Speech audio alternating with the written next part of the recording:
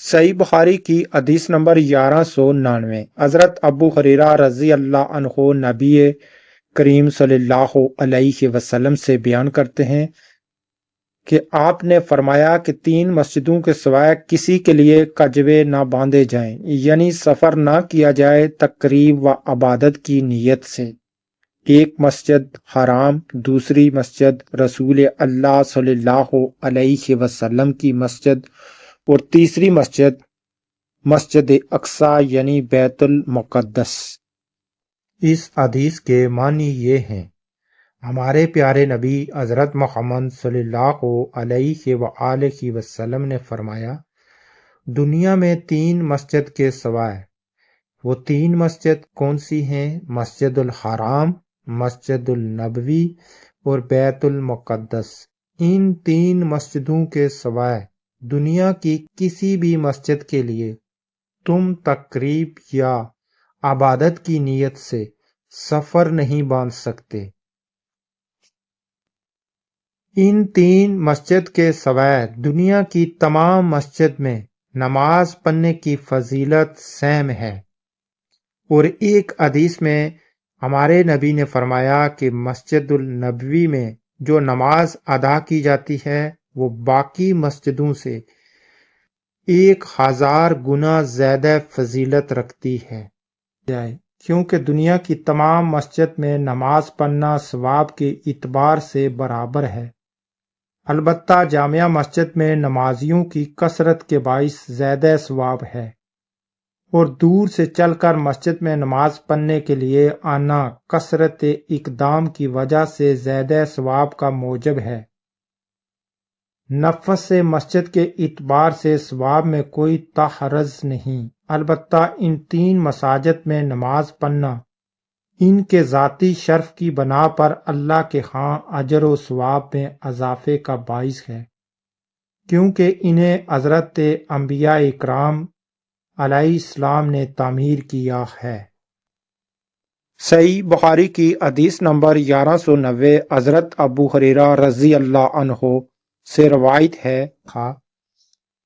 کہ رسول اللہ صلی اللہ علیہ وآلہ وسلم نے فرمایا کہ میری اس مسجد میں، یعنی کہ مسجد نبوی میں، نماز مسجد الحرام کے سوائے تمام مسجدوں سے۔ اس حدیث میں حضرت ابو ہریرہ رضی اللہ عنہ نے فرمایا کہ نبی کریم صلی اللہ علیہ وآلہ وسلم نے فرمایا ہے کہ مسجد الحرام کے علاوہ باقی دنیا کی جتنی بھی مسجدیں ہیں ان سے 1000 گنا افضل ہے وہ نماز جو مسجد نبوی میں ادا کی جائے۔ صحیح بخاری کی حدیث نمبر 1191 حضرت نفع سے مروی ہے کہ حضرت عبداللہ بن عمر رضی اللہ عنہ چشت کی نماز صرف 2 دن پڑھتے تھے جب مکہ آتے، کیونکہ آپ مکہ میں چشت ہی کے وقت آتے تھے۔ اس وقت پہلے آپ طواف کرتے اور پھر مقام ابراہیم کے پیچھے 2 رکعت پڑھتے۔ دوسری جس دن آپ مسجد قباء میں تشریف لاتے، آپ کا یہاں ہر ہفتے کو آنے کا معمول تھا۔ جب آپ مسجد کے اندر آتے تو نماز پڑھے بغیر باہر نکلنا برا جانتے تھے۔ آپ بیان کرتے تھے کہ رسول اللہ صلی اللہ علیہ وآلہ وسلم یہاں سواری اور پیادل دونوں طرح آیا کرتے تھے۔ صحیح بخاری کی حدیث نمبر 1192 حضرت عبداللہ بن عمر رضی اللہ عنہ ہی کا بیان ہے کہ میں اس طرح کرتا ہوں جیسے میں نے اپنے ساتھیوں کو کرتے دیکھا ہے۔ ساتھی یعنی کہ صحابہ رضی اللہ عنہ کو کرتے دیکھا ہے، لیکن تمہیں رات یا دن کے کسی بھی حصے میں نماز پڑھنے سے نہیں روکتا، صرف اتنی بات ہے کہ قصد کر کے تم سورج کے نکلتے یا ڈوبتے وقت نہ پڑھو۔ اس حدیث میں حضرت عبداللہ بن عمر رضی اللہ عنہ نے بیان کیا ہے کہ تم دن یا رات کسی بھی وقت نفل نماز ادا کر سکتے ہو۔ ہاں اگر سورج ڈوب رہا ہو یا غروب ہو رہا ہو، ان دو مقام پر آپ نفل نماز ادا نہیں کر سکتے۔ صبح کے ٹائم جب سورج نکل رہا ہو، جب تک مکمل سورج نکل نہ جائے، اور شام کو عصر کے بعد جب سورج ڈوب رہا ہو، جب تک مکمل ڈوب نہ جائے، کوئی بھی نماز ادا کرنے کی اجازت نہیں ہے۔ اس کے علاوہ بھی دیگر حدیثوں میں بھی ہمارے پیارے نبی حضرت محمد صلی اللہ علیہ وآلہ وسلم نے فرمایا ہے کہ سورج کے نکلنے کے وقت اور سورج کے غروب ہونے کے متعلق کہ کوئی بھی نماز ادا نہ کی جائے۔ صحیح بخاری کی حدیث نمبر 1196، نبی کریم صلی اللہ علیہ وآلہ وسلم نے فرمایا کہ میرے گھر اور میرے منبر کے درمیان کی زمین جنت کے باغوں میں سے ایک باغ ہے، اور میرا منبر قیامت کے دن میرے اوز پر ہوگا۔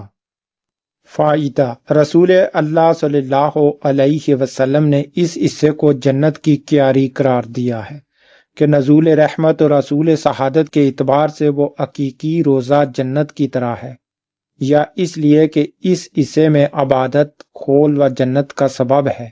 یہ بھی ہو سکتا ہے کہ اسے حقیقی معنی میں معمول کیا جائے کہ آخرت میں یہ ٹکڑا البینا جنت میں منتقل ہو جائے گا۔ علامہ عینی نے امام خطبی کے حوالے سے لکھا ہے کہ جو شخص اس حصے میں عبادت کا اہتمام کرے گا وہ جنت کے باغوں میں داخل ہوگا، اور جو شخص منبر کے پاس عبادت کرے گا وہ جنت میں حوض کوثر سے سیراب کیا جائے گا۔ شارحین نے منبر کے متعلق لکھا ہے کہ بینا اس منبر کو حوض کوثر پر لوٹا دیا جائے گا، واللہ علم۔ صحیح بخاری کی حدیث نمبر 1197، حضرت قزا مولا زیاد سے روایت ہے، انہوں نے کہا میں نے حضرت ابو سعد خدری رضی اللہ عنہ کو رسول اللہ صلی اللہ علیہ وآلہ وسلم کے حوالے سے 4 حدیث بیان کرتے ہوئے سنا جو مجھے بہت پسند آئی۔ آپ صلی اللہ علیہ وآلہ وسلم نے فرمایا کہ عورت اپنے شوہر یا کسی بھی محرم کے بغیر 2 دن کا بھی سفر نہ کرے، اور دوسری یہ کہ عید الفطر اور عید الاضحیٰ دونوں دن روزے نہ رکھے جائیں۔ تیسری حدیث یہ ہے کہ صبح کی نماز کے بعد سورج کے نکلنے تک اور عصر کے بعد سورج چھپنے تک کوئی نفل نماز نہ پڑھی جائے۔ چوتھی یہ کہ 3 مسجدوں کے سوائے کسی کے لیے کجوے نہ باندھے جائیں، مسجد حرام، مسجد اقصی اور میری مسجد یعنی کہ مسجد نبوی۔ اس حدیث میں حضرت قزا مولا زیاد نے کہا ہے کہ مجھے 4 حدیث بہت پسند ہیں جو میں نے حضرت ابو سعد خدری رضی اللہ عنہ سے سنی ہیں۔ انہوں نے فرمایا کہ میرے پیارے نبی حضرت محمد صلی اللہ علیہ وآلہ وسلم نے فرمایا ہے کہ کوئی بھی عورت چاہے 2 دن کا سفر کرے، وہ اپنے محرم کے بغیر سفر نہ کرے، یعنی کہ اپنے بیٹے، اپنے خاوند، اپنے والد یا اپنے بھائی کے بغیر سفر نہ کرے۔ اس سے ہمارے پیارے نبی حضرت محمد صلی اللہ علیہ وآلہ وسلم نے منع فرمایا ہے۔ دوسرا یہ کہ جب عید الفطر کا دن ہو اور عید الاضحیٰ کا دن ہو، کوئی بھی مسلمان روزہ نہ رکھے۔ یہ خوشی کے دن ہیں، ان دنوں کو خوشی منانی چاہیے۔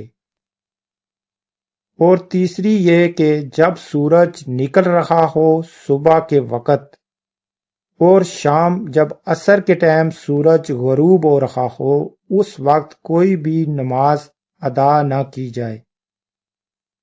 اور چوتھی یہ کہ 3 مسجدوں کے علاوہ یعنی کہ مسجد حرام، مسجد نبوی اور مسجد اقصی یعنی کہ بیت المقدس، ان 3 مسجدوں کے علاوہ کسی بھی مسجد کے لیے تقریب یا عبادت کی نیت سے سفر نہ باندھا جائے، کیونکہ باقی تمام جو مسجدیں ہیں ان 3 مسجدوں کے علاوہ ان میں نماز کا ادا کرنا برابر ہے، اور ان 3 مسجدوں کی فضیلت اس لیے زیادہ ہے کیونکہ ان کو انبیاء علیہ السلام نے تعمیر کیا ہے۔